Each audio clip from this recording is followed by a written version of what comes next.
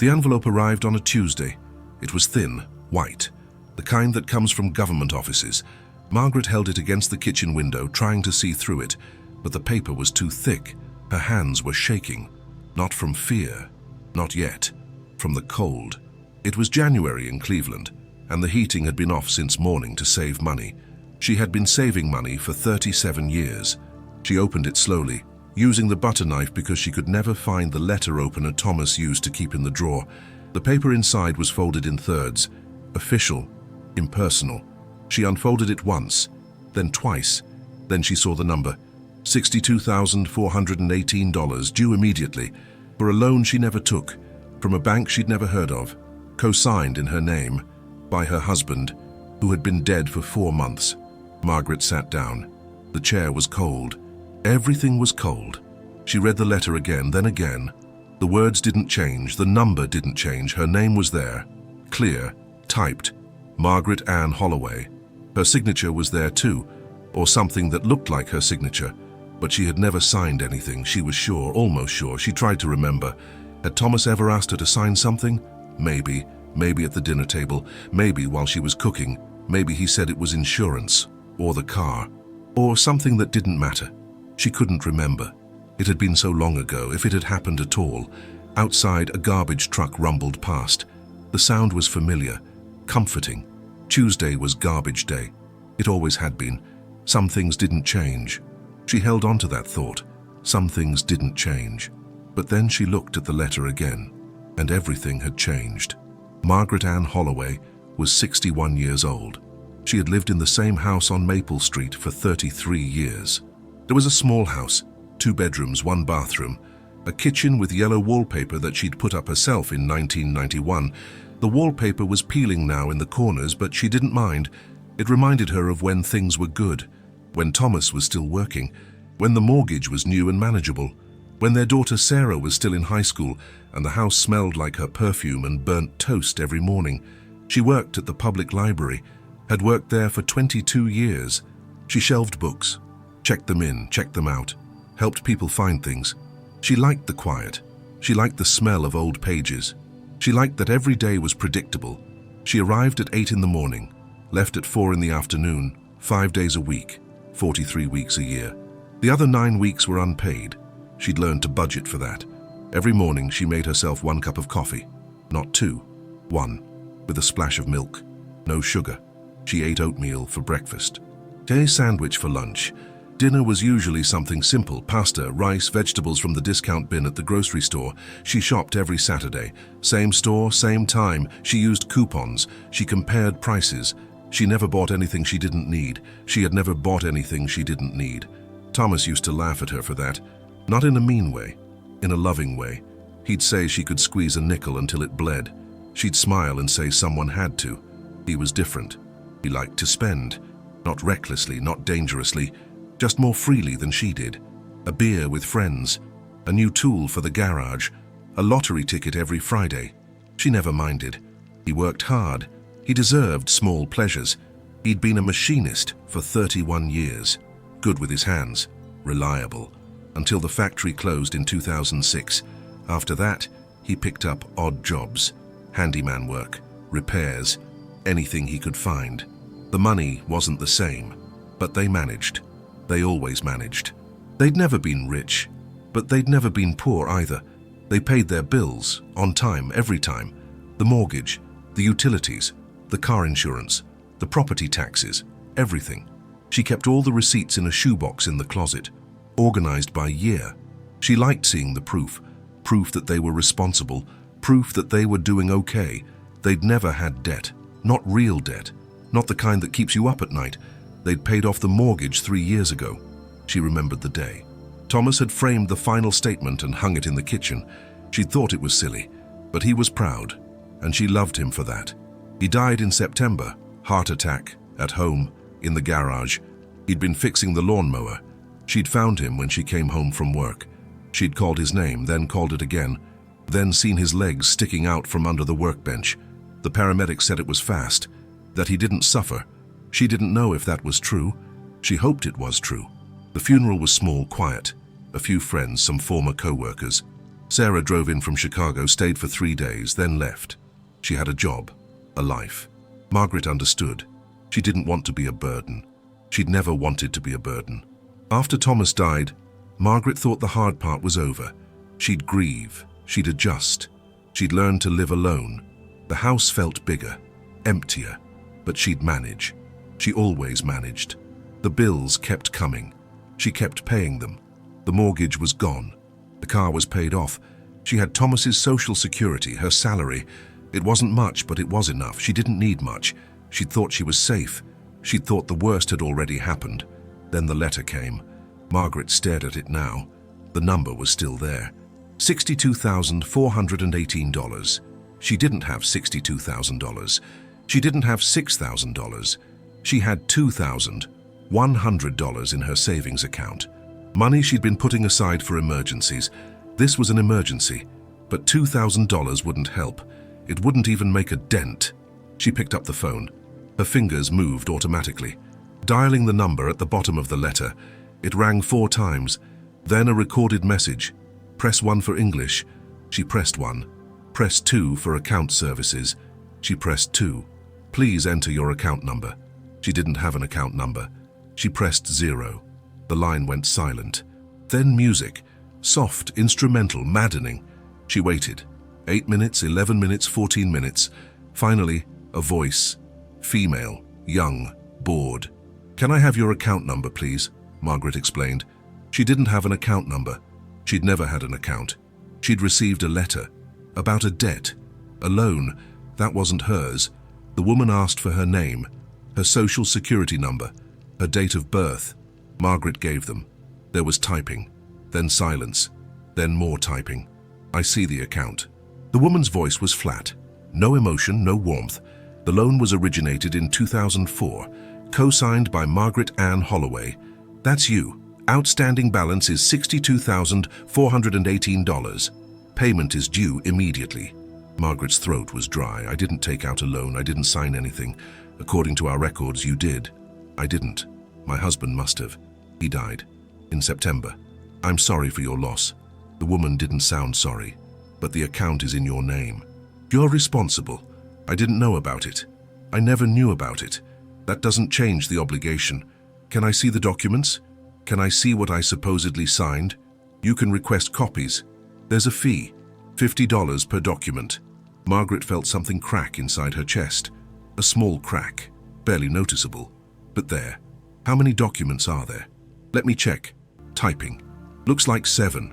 $350. To see papers she'd never signed. To prove she was innocent. The irony was suffocating. What happens if I can't pay? The account will go into collections, legal action may be taken, assets may be seized. I don't have assets. I have a house. The house can be liened. I own the house. We paid off the mortgage. That doesn't protect it from liens. Margaret closed her eyes. The kitchen was still cold, but now she was cold too, from the inside. What do I do? You can set up a payment plan, or pay the balance in full. I can't pay $62,000. Then we can discuss payment options. How much per month? More typing. Based on standard terms, approximately $830 per month. For 10 years. Margaret did the math in her head. $830. Her salary was $1,900 a month. After taxes, after insurance, after everything. That left her $1,070 for everything else. Utilities, food, property taxes, car insurance, gas, everything. She'd done it before. She could do it again, she'd have to. But something else occurred to her, something worse. And if I can't prove I didn't sign, then the debt stands. Margaret opened her eyes. The kitchen looked different now, like she was seeing it for the first time, or the last time. The yellow wallpaper, the old refrigerator, the table where she and Thomas used to eat dinner.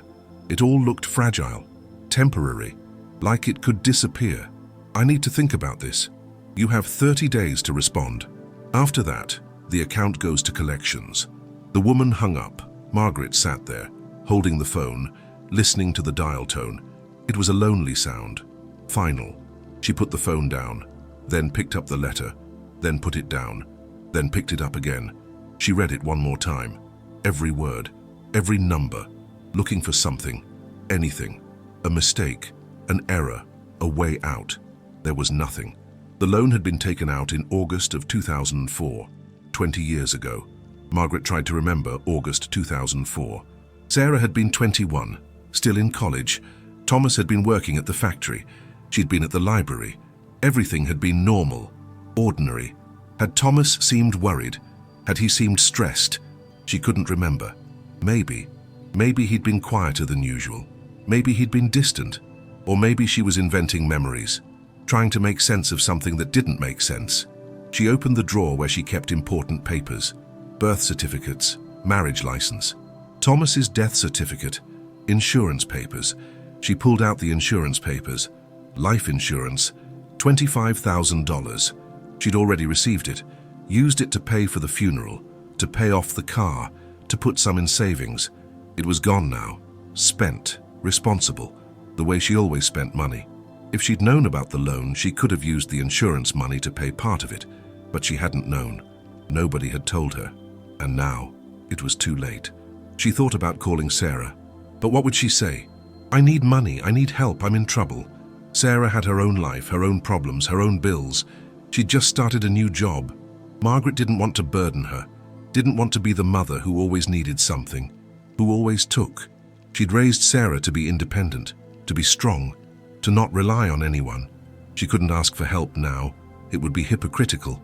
It would be weak. So she didn't call. Instead, she went to the library, not to work. It was her day off, but she needed to think, and she thought better around books. She sat in the reference section, opened a computer, typed in search terms, fraudulent loans, spousal debt, cosigner rights, identity theft. She read for 3 hours, articles, legal forums, government websites. The more she read, the more hopeless it felt. In most states, a spouse could be held responsible for debts incurred during the marriage, even if they didn't know about them, even if they didn't benefit from them. The law assumed that married people shared financial responsibility, community property, joint obligation. It didn't matter if the debt was hidden. It didn't matter if it was fraudulent. If your name was on the paper, you owed the money. There were exceptions. If you could prove identity theft, if you could prove forgery, if you could prove you received no benefit from the loan, but proof required documents, experts, lawyers, and lawyers cost money, money she didn't have. She found a legal aid website, read the eligibility requirements. You had to make less than a certain amount. She qualified. Barely. She wrote down the phone number, then stared at it. Legal aid. It sounded desperate. It sounded like giving up, like admitting she couldn't handle this on her own. But maybe she couldn't. Maybe this was bigger than her.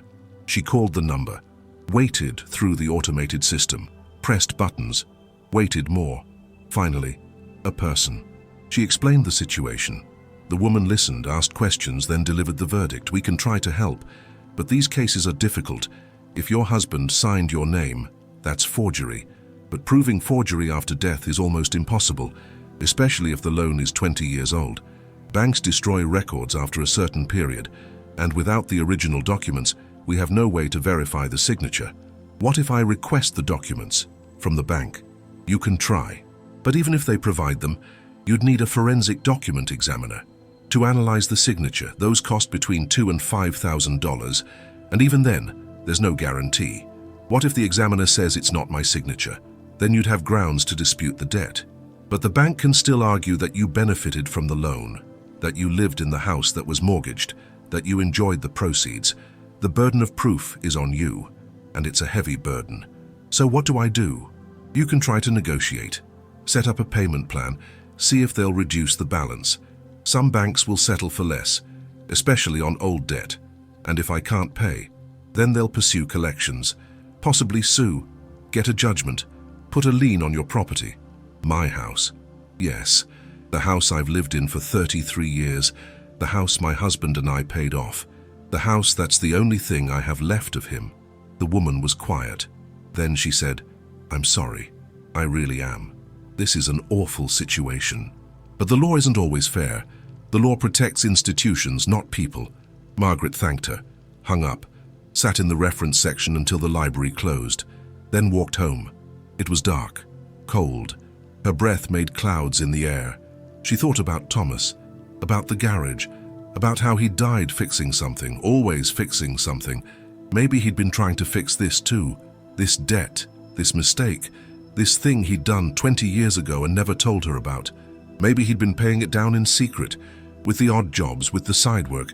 Maybe that's why there was never enough money, why he always seemed tired, stressed, distant. Maybe he'd been carrying this alone, trying to protect her. Or maybe he'd forgotten about it. Maybe he'd thought it would go away. Maybe he'd been in denial. People do that. They ignore problems, hope they disappear. Sometimes they do, sometimes they don't. Either way, he was gone now. And the problem wasn't. Margaret spent the next 3 weeks trying to fix it. She called the bank. Again and again, different representatives, different departments. She requested the documents, paid the $350, watched her savings account drop to $1,750, waited 2 weeks for the papers to arrive. When they came, she spread them out on the kitchen table. 7 documents, loan applications, disclosure forms, promissory notes. And there on each one was her signature, or something close to her signature. The letters were similar, the slant was similar, but something was off. The M in Margaret was too loopy, the A in Anne was too small, and the H in Holloway had a flourish she never used. She'd signed her name thousands of times, on library cards, on checks, on birthday cards. She knew her own signature, and this wasn't it. But would anyone else see that? Would a judge, a lawyer, a jury? Or would they just see a signature? Close enough, good enough, legal enough. She took photos of the documents, compared them to her real signature, on old checks, on the mortgage papers, on her driver's license. They were different. She could see it, but subtly different. Not obviously forged, just slightly wrong, like a copy of a copy. Degraded, imperfect. She called the legal aid office again, sent them the photos, waited for a response. When it came, it was what she expected. The signatures are similar enough that a court would likely uphold them. Unless you can afford a forensic expert, there's not much we can do. She couldn't afford an expert, so she tried to negotiate. She called the bank, asked to speak to someone in charge, was transferred 4 times. Finally reached a manager, explained everything, the death of her husband, the forged signature, the fact that she never knew about the loan, never benefited from it, never saw a penny of the money. The manager listened, then said, "I understand your situation, but the account is valid, the loan was disbursed, the funds were received, and your name is on the documents. We can offer you a payment plan, $800 a month. If you agree, we can avoid further action. I can't afford $800 a month, then we can discuss other options." What other options? We can reduce it to $600, for 12 years instead of 10. 600. 12 years. She'd be 73.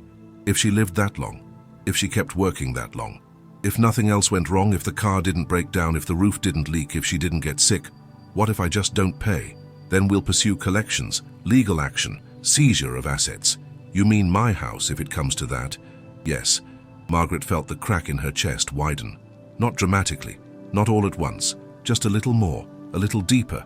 She said she'd think about it. Hung up, sat at the kitchen table, stared at the documents, stared at the forged signatures, stared at her own hands. They looked old, thin, fragile. When had that happened? She made a decision. She would pay. Not because it was fair, not because it was right, but because fighting it would cost more than surrendering. A lawyer would cost thousands, an expert would cost thousands, court fees would cost thousands. And even if she won, even if she proved the signatures were forged, the bank could still argue she benefited from the loan, and she'd have to prove she didn't. Prove that 20 years ago, Thomas took out a loan and spent the money on something that didn't help her, didn't help them. And how do you prove a negative? How do you prove something didn't happen? You can't, not really. So she would pay. She called the bank, agreed to the payment plan, $600 a month, for 12 years. Starting in March, they sent her the paperwork, she signed it, her real signature this time, clear, unmistakable, binding. The first payment came out of her account on March 15th, $600, gone, automatically. She watched her balance drop, felt something inside her drop too. Not hope, she'd lost that already. Something else, something harder to name. Dignity maybe, or faith. Faith that the world was fair, that hard work mattered, That living honestly protected you. It didn't. She adjusted her budget, cut everything she could, cancelled her internet, stopped buying new clothes, shopped at the dollar store, ate less, turned the heat down to 58 degrees, wore layers. She was cold all the time now, but she didn't complain. There was no one to complain to. Sarah called once a month, asked how she was doing. Margaret said fine. She didn't mention the debt, didn't mention the payments, didn't mention the cold or the hunger or the fear. She didn't want Sarah to worry, didn't want Sarah to feel obligated, didn't want to be the kind of mother who took and never stopped taking. So she lied, said everything was fine, said she was managing, said she missed her but was okay. Sarah believed her, or pretended to. It was hard to tell.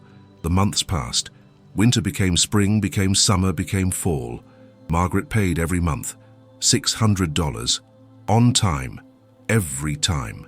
Her savings account dwindled, then emptied, then went negative. She started using her credit card for groceries, for gas, for the property taxes she couldn't afford. The credit card balance grew, $400, $800, $1,300. The interest was 22%. She knew that was bad, knew she was drowning, but she didn't know how to stop. At work, she moved slower, forgot things, lost her place. One day, she was shelving books and forgot what section she was in. Just stood there, staring at the spines. The titles blurred together. She felt dizzy, sat down on the floor, right there in the aisle. A co-worker found her, asked if she was okay. She said yes, just tired, just needed a minute. The co-worker didn't believe her, told the supervisor. The supervisor called her into the office, asked if everything was all right. Margaret said yes. The supervisor looked unconvinced, said if she needed help there were resources, employee assistance, counseling. Margaret thanked her, said she was fine. She wasn't fine. By the end of the first year, she'd paid $7,200 toward the debt. The balance was now $55,218. It had barely moved because of the interest. The interest was 5%, compounded monthly. She'd read the terms but hadn't understood them, hadn't realized that most of her payment went to interest. Only $100 or so went to principal. At this rate, she'd be paying for the rest of her life, and the debt would still be there, waiting. She thought about stopping, just not paying, letting them take the house, walking away, starting over. But where would she go? She was 62, no savings, no family nearby, no plan, and the house was hers. The only thing that was hers, the only proof that she'd lived, that she and Thomas had built something. She couldn't let it go, even if keeping it destroyed her, so she kept paying. In the second year, her car broke down, the transmission. The mechanic said it would cost $2,000 to fix. She didn't have $2,000. She took the bus to work. It took an hour and 20 minutes each way, instead of 15 minutes. She left the house at 6:30 in the morning, got home at 5:30 in the evening, exhausted, hollow. In the third year, the roof started leaking, a small leak in the bedroom. She put a bucket under it, emptied it every morning. It worked, mostly, but the ceiling was staining, the drywall was soft. She knew it would get worse, knew it needed to be fixed, but fixing it would cost money, money she didn't have. So she left it, and every time it rained, she heard the drip, steady, relentless, like a countdown. In the fourth year, she got sick, bronchitis, then pneumonia. She kept working, couldn't afford to take time off, couldn't afford the copay for the doctor. She bought over-the-counter medicine, drank tea, waited for it to pass. It took 6 weeks. She lost 12 pounds, 12 pounds she didn't have to lose. Her clothes hung on her. Her face looked gaunt, hollow, like something had been carved out. Sarah visited that Christmas, saw her mother, really saw her, and was horrified. "Mum, what happened to you?" "Nothing. I'm fine." "You're not fine. You look..." Margaret cut her off. "I'm fine. Just getting older. This isn't aging, this is..." Sarah didn't finish, but Margaret knew what she was going to say. "This is dying." Margaret made excuses, changed the subject, cooked dinner. Sarah left after 3 days. She didn't ask again. Maybe she didn't want to know. Maybe she was afraid of the answer. Margaret understood. Sometimes knowing makes it real, and sometimes you'd rather live in the comfortable lie. In the 5th year, Margaret turned 66. She could retire, but if she retired, she'd lose her salary. And without her salary, She couldn't make the payments, so she kept working. The library didn't force her out, didn't push, but she saw the looks, the whispers, the concern. She was slowing down, making mistakes, missing shifts. She knew they were being kind, patient, but kindness had limits. Eventually, they'd have to let her go. She thought about that sometimes. What would happen when she couldn't work anymore? When her body gave out? When she was too old or too sick or too broken? The payments wouldn't stop. The debt wouldn't care. It would keep growing, keep demanding, and she'd have nothing left to give. She thought about that more than she should. By the end of the 5th year, she'd paid $36,000. The balance was $41,000. She'd paid more than half the original amount, but she'd barely made a dent in the balance. Because of the interest, always the interest, compounding, multiplying, feeding on itself. She tried to calculate when she'd pay it off, if she kept paying $600 a month. If nothing changed, if she lived long enough. The math was cruel, she'd be 78 maybe. If the interest didn't change, if the payments stayed the same, if she didn't miss a single month. 78. Thomas had died at 64. She didn't think she'd make it to 78. One night she sat at the kitchen table, the same table where she'd opened the first letter, 5 years ago. She looked around. The yellow wallpaper was peeling more now. The corners were brown with water damage.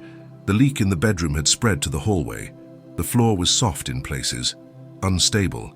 The whole house was falling apart, slowly, quietly, like her. She thought about Thomas, about the loan, about why he'd done it. She'd never know. He'd taken that answer with him. Maybe it was for something good. Maybe Sarah's college, maybe the car, maybe medical bills she didn't remember, or maybe it was a mistake, a bad decision made in a moment of panic. A shortcut that turned into a trap. It didn't matter now, the reason didn't change the result. She opened the drawer, pulled out the original letter, read it again. The number had changed, but the weight hadn't. It was still there, pressing down, suffocating. She folded the letter, put it back, closed the drawer. Outside it started to rain. She heard the drip in the bedroom. Steady, relentless. She didn't get up to empty the bucket. She just sat there, in the cold, in the dark, in the quiet, listening to the rain, listening to the drip, listening to her own breathing, slow, tired, fading. She thought about giving up. Not in a dramatic way, not violently, just stopping. Stopping the payments, stopping the fight, stopping the pretense that any of this mattered. But then what? They'd take the house. She'd have nowhere to go, no one to turn to. She'd be homeless, at 66, with nothing. And that was worse than this. Worse than the slow death. Worse than the drip. Worse than the cold. So she didn't give up, she just kept going. The next morning she woke up, made her 1 cup of coffee, ate her oatmeal, put on her coat, took the bus to work, shelved books, came home, made dinner, paid her bills, went to bed, and did it again the next day and the next and the next. Because what else could she do? The debt didn't care about her pain, didn't care about her sacrifice, didn't care that she was innocent, didn't care that she was drowning. It just existed. Cold, impersonal, mathematical. A number in a system, a name in a file, a payment that came out every month, automatically, relentlessly. She had become invisible, a ghost in her own life, working, paying, surviving, but not living, not anymore. That part had ended 5 years ago, on a Tuesday when the envelope arrived. Margaret Ann Holloway had never had debt. She'd been proud of that. It had meant something, proof that she was responsible, disciplined, good. But then her husband died. And with his death came a debt she didn't know existed, a debt she didn't create, a debt she couldn't escape. And now, 5 years later, she was still paying, still fighting, still drowning. Not because she was guilty, but because the system said she was responsible. And in the system's eyes, responsibility didn't require guilt. It only required a signature, even a forged one, even one you never saw. The law protected the bank, not her. The law assumed she benefited, even if she didn't. The law said she should have known, even if she couldn't have.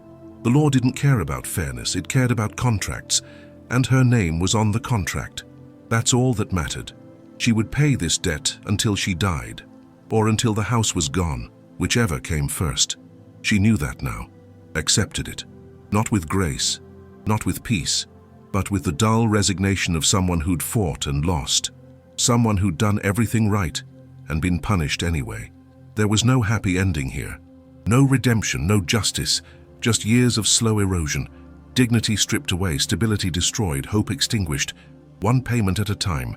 Margaret had no debt until her husband died, and then she had a debt that would never die, a debt that would outlive her, outlast her, consume her. And somewhere, in a bank in a city she'd never been to, in a file she'd never see, her name was listed as a debtor, a number, an account, an obligation, not a person, not a widow, not a woman who'd worked her whole life and never asked for anything. Just a name, on a paper, signed by someone else, binding her forever. The rain kept falling, the drip kept dripping, and Margaret kept paying, because that's what the system demanded, and the system always got what it wanted.